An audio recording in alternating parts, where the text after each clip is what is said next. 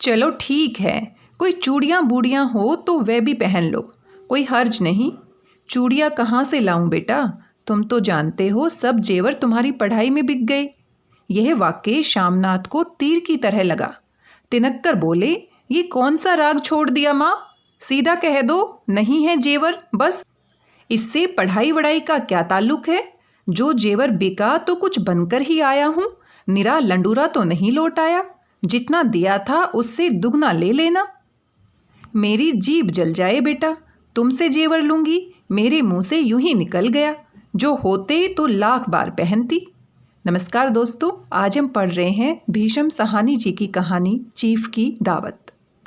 भीष्म साहनी हिंदी कथा की प्रगतिशील परंपरा के शक्तिशाली हस्ताक्षर हैं। इनके कथा मानस पर प्रेमचंद और यशपाल की गहरी छाप है। चीफ की दावत भीष्म साहनी को एक सशक्त पहचान देने वाली कहानी है। इस कहानी में मध्यवर्गीय जीवन के अंतर्विरोध को बहुत ही सूक्ष्मता के साथ दर्शाया गया है। भीष्म साहनी की कहानियाँ जिस यथार्थ को व्यक्त करती हैं उसे वे प्राय रोजमर्रा की छोटी छोटी घटनाओं के माध्यम से चित्रित करते हैं। कहानी में द्वंद्वात्मक दृष्टि का जो विकास प्रेमचंद ने कफन से शुरू किया था, उसे नई कहानी की सामाजिक चेतना से जुड़े कथाकार व्यापक बनाते हैं। यह कहानी उस अंतर्विरोध से शुरू होती है जिसमें नए मानवीय संबंधों के बनने बिगड़ने की प्रक्रिया चल रही है। आइए जानते हैं किस तरह के संबंधों को इस कहानी में दिखाया गया है और कहानी में क्या होता है। कहानी चीफ की दावत, लेखक भीष्म साहनी। आज मिस्टर श्यामनाथ के घर चीफ की दावत थी। श्यामनाथ और उनकी धर्मपत्नी को पसीना पोंछने की फुर्सत न थी। पत्नी ड्रेसिंग गाउन पहने, उलझे हुए बालों का जूड़ा बनाए, मुंह पर फैली हुई सुर्खी और पाउडर को मले और मिस्टर श्यामनाथ सिगरेट पर सिगरेट फूंकते हुए चीज़ों की फेरिस्त हाथ में थामे एक कमरे से दूसरे कमरे में आ जा रहे थे। आखिर 5 बजते बजते तैयारी मुकम्मल होने लगी। कुर्सियाँ, मेज, तिपाइयाँ, नैपकिन, फूल सब बरामदे में पहुँच गए। ड्रिंक का इंतजाम बैठक में कर दिया गया। अब घर का फालतू सामान अलमारियों के पीछे और पलंगों के नीचे छिपाया जाने लगा। तभी श्यामनाथ के सामने सहसा एक अड़चन खड़ी हो गई। माँ का क्या होगा? इस बात की ओर न उसका और न उसकी कुशल गृहिणी का ध्यान गया था। मिस्टर श्यामनाथ श्रीमती की ओर घूमकर अंग्रेजी में बोले, माँ का क्या होगा? श्रीमती काम करते करते ठहर गई और थोड़ी देर तक सोचने के बाद बोली, इन्हें पिछवाड़े इनकी सहेली के घर भेज दो, रात भर बेशक वहीं रहे, कल आ जाएं। श्यामनाथ सिगरेट मुंह में रखे सिकुड़ी आंखों से श्रीमती के चेहरे की ओर देखते हुए पल भर सोचते रहे। फिर सिर हिलाकर बोले, नहीं, मैं नहीं चाहता कि उस बुढ़िया का आना जाना यहाँ फिर से शुरू हो जाए। पहले ही बड़ी मुश्किल से बंद किया था। माँ से कहें कि जल्दी ही खाना खा के शाम को ही कोठरी में चली जाएं। मेहमान कहीं 8 बजे आएंगे, इससे पहले ही अपने काम से निपट ले। सुझाव ठीक था, दोनों को पसंद आया, मगर फिर सहसा श्रीमती बोल उठी, जो वे सो गई और नींद में खर्राटे लेने लगी तो साथ ही तो बरामदा है जहाँ लोग खाना खाएंगे, तो इन्हें कह देंगे कि अंदर से दरवाज़ा बंद कर लें, मैं बाहर से ताला लगा दूंगा, या माँ को कह देता हूँ कि अंदर जाकर सोएं नहीं, बैठी रहें, और क्या। और जो सो गई तो डिनर का क्या मालूम कब तक चले, 11 बजे तक तो तुम ड्रिंक ही करते रहते हो। श्यामनाथ कुछ खिंच गए, हाथ झटकते हुए बोले, अच्छी भली ये भाई के पास जा रही थी, तुमने यूं ही खुद अच्छा बनने के लिए बीच में टांग अड़ा दी। वाह, तुम माँ और बेटे की बातों से मैं क्यों बुरी बनूं, तुम जानो और वह जाने। मिस्टर श्यामनाथ चुप रहे। ये मौका बहस का न था, समस्या का हल ढूंढने का था। उन्होंने घूमकर माँ की कोठरी की ओर देखा। कोठरी का दरवाज़ा बरामदे में खुलता था। बरामदे की ओर देखते हुए झट से बोले, मैंने सोच लिया है, और उन्हीं कदमों माँ की कोठरी के बाहर जा खड़े हुए। माँ दीवार के साथ एक चौकी पर बैठी दुपट्टे से मुंह सिर लपेटे माला जप रही थी। सुबह से तैयारी होती देखते हुए माँ का भी दिल धड़क रहा था। बेटे के दफ्तर का बड़ा साहब घर पर आ रहा है, सारा काम सुबीते से चल जाए। माँ, आज तुम खाना जल्दी खा लेना, मेहमान 7:30 बजे आ जाएंगे। माँ ने धीरे से मुंह पर से दुपट्टा हटाया और बेटे को देखते हुए कहा, आज मुझे खाना नहीं खाना है। बेटा, तुम तो जानते हो, मांस मछली बने तो मैं कुछ नहीं खाती। जैसे भी हो अपने काम से जल्दी निपट लेना। अच्छा बेटा। और माँ, हम लोग पहले बैठक में बैठेंगे, उतनी देर तुम यहाँ बरामदे में बैठना, फिर जब हम यहाँ आ जाएं तो तुम गुसलखाने के रास्ते बैठक में चली जाना। माँ अवाक बेटे का चेहरा देखने लगी, फिर धीरे से बोली, अच्छा बेटा। और माँ, आज जल्दी सो नहीं जाना, तुम्हारे खर्राटों की आवाज़ दूर तक जाती है। माँ लज्जित सी आवाज़ में बोली, क्या करूं बेटा, मेरे बस की बात नहीं है। जब से बीमारी से उठी हूं, नाक से सांस नहीं ले सकती। मिस्टर श्यामनाथ ने इंतजाम तो कर दिया, फिर भी उनकी उधेड़ बुन खत्म नहीं हुई। जो चीफ अचानक उधर आ निकले तो 8-10 मेहमान होंगे, देसी अफसर, उनकी स्त्रियां होंगी। कोई भी गुसलखाने की तरफ जा सकता है। शोभ और क्रोध में वे झुंझलाने लगे। एक कुर्सी को उठाकर बरामदे में कोठरी के बाहर रखते हुए बोले, आओ माँ, इस पर जरा बैठो तो। माँ माला संभालती, पल्ला ठीक करती उठी और धीरे से कुर्सी पर आकर बैठ गई। यूं नहीं माँ, टांगे ऊपर चढ़ाकर नहीं बैठते, ये खाट नहीं है। माँ ने टांगे नीचे उतार ली। और खुदा के वास्ते नंगे पाँव नहीं घूमना, न ही वे खड़ाऊ पहनकर सामने आना। किसी दिन तुम्हारी वे खड़ाऊ उठाकर मैं बाहर फेंक दूंगा। माँ चुप रही। कपड़े कौन से पहनोगी माँ? जो है वही पहनूंगी बेटा, जो कहो पहन लूँ।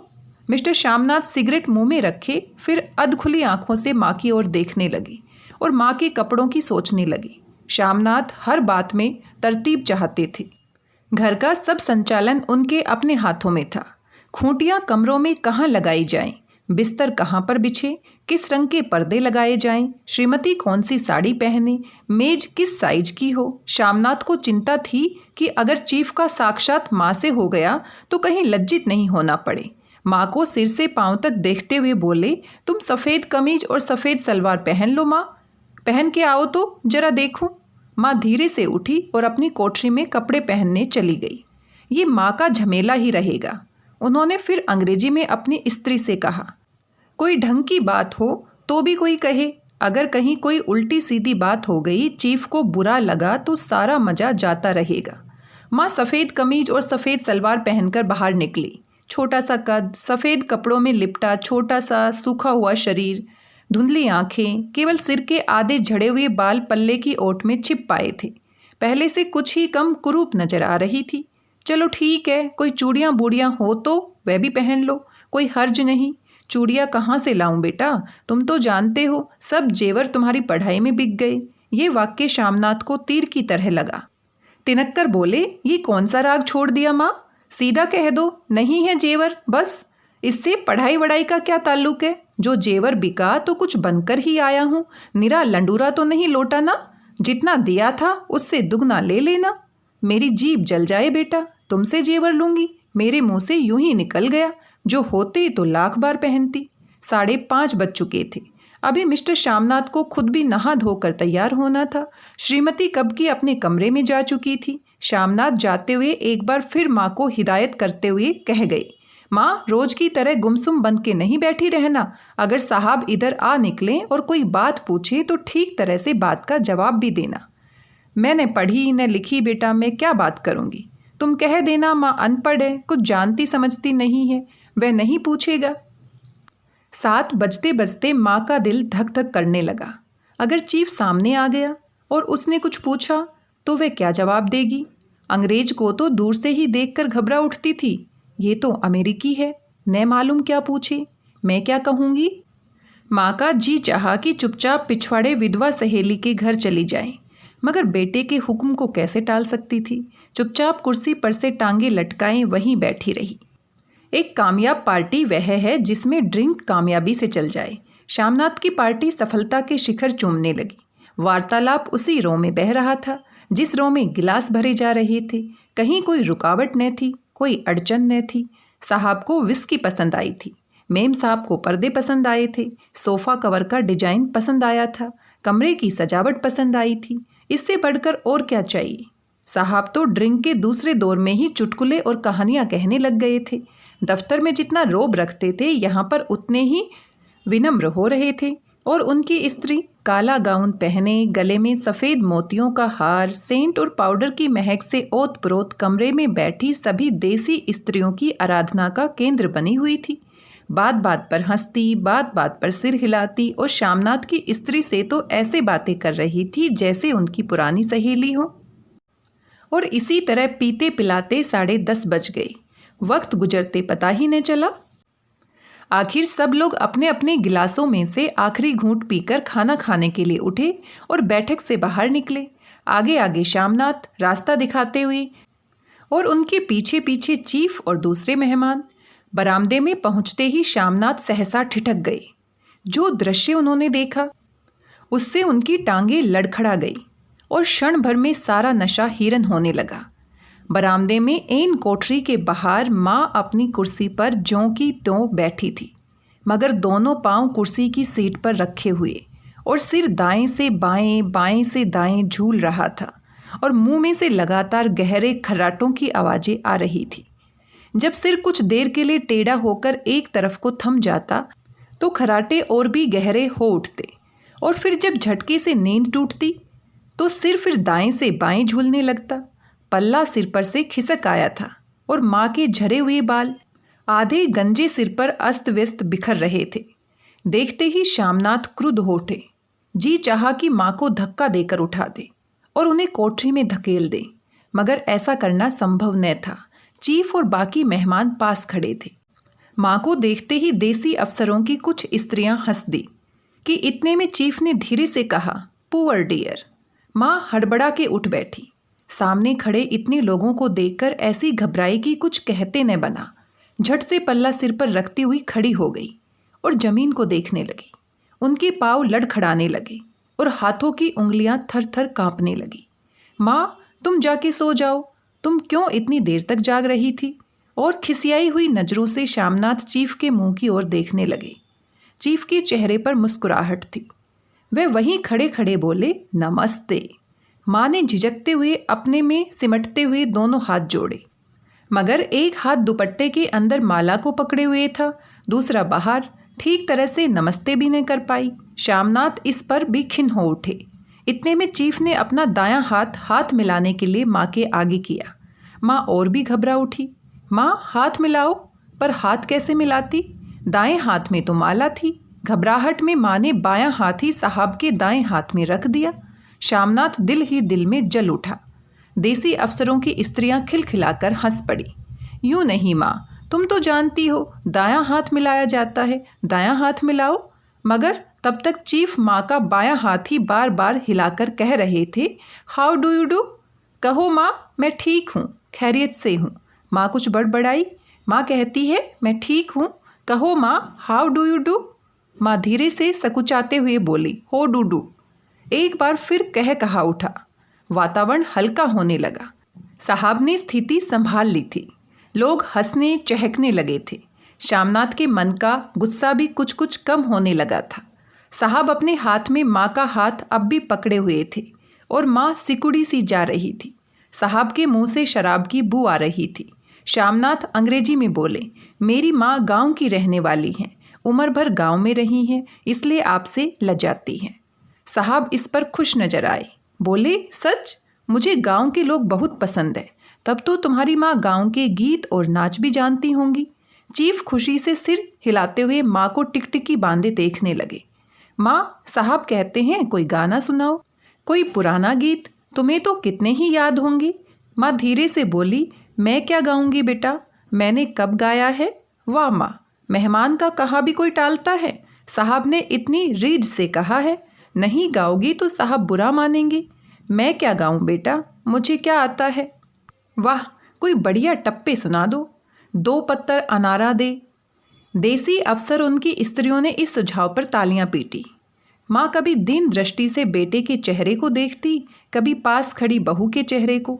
इतने में बेटे ने गंभीर आदेश भरे लहजे में कहा, माँ।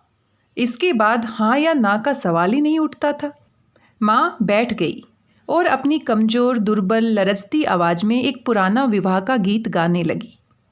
हरियाणी माए हरियाणी बहने, हरियाते भागी भरिया है। देसी स्त्रियां खिलखिला के हंस उठी। 3 पंक्तियां गा के माँ चुप हो गई। बरामदा तालियों से गूंज उठा। साहब तालियां पीटना बंद ही नहीं करते थे। श्यामनाथ की खिज और प्रसन्नता गर्व में बदल उठी थी। माँ ने पार्टी में नया रंग भर दिया था। तालियां थमने पर साहब बोले, पंजाब की गाँव की दस्तकारी क्या है? श्यामनाथ खुशी से झूम रहे थे। बोले, ओह बहुत कुछ साहब, मैं आपको एक सेट उन चीज़ों का भेंट करूँगा, आप उन्हें देखकर खुश होंगे। मगर साहब ने सिर हिलाकर अंग्रेजी में फिर पूछा, नहीं, मैं दुकानों की चीज़ नहीं मांगता।